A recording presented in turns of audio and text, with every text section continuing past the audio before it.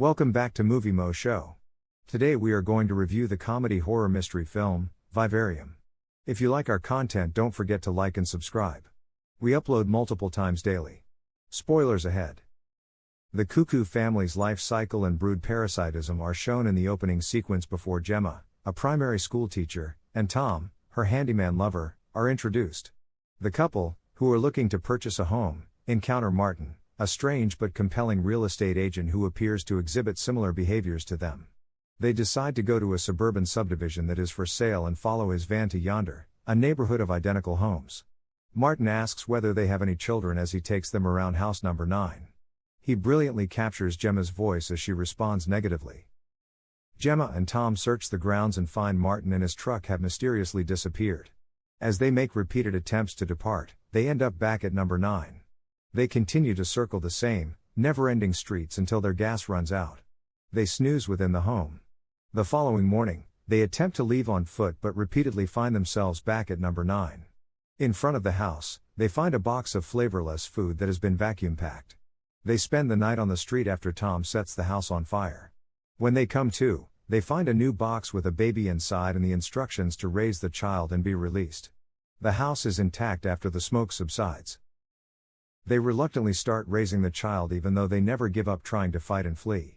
He is the size of a 10-year-old boy and has a great impersonation of Tom and Gemma 98 days later. Both parents are overburdened by him, with Tom having violent outbursts and Gemma having vocal outbursts in which she frequently insists that he is not calling her his mother. Tom starts digging a hole in the garden and withdraws. On television, the boy observes fractal-like patterns. In a moment of rage, Tom locks the boy in their car and begins to starve it, believing that someone would step in if they really intended to parent the child. Gemma, though, releases it out of compassion.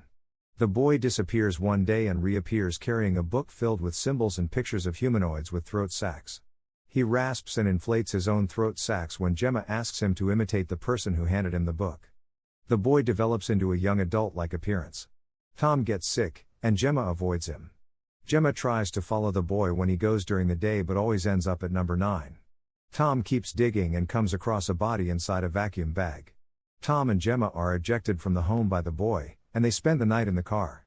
When Gemma begs the boy to give Tom medicine, the boy responds, "Maybe it's time he was released." The boy puts Tom in a vacuum bag after he passes away and drops it into the hole Tom excavated. Later, while hiding in the car, Gemma is able to attack the boy with a pickaxe as he leaves the house. The boy hisses before entering a maze beneath the pavement.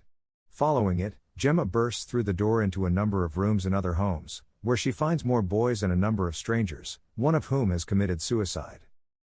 She returns to position 9 while wailing and groaning. The boy is housecleaning.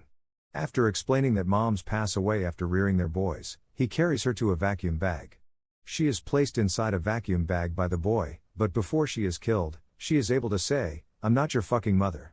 Tom helps the boy bury her, and they then plug the hole. He returns to the estate office, where a dying Martin is sitting in an old man's chair. After giving the boy his name tag, Martin leaves.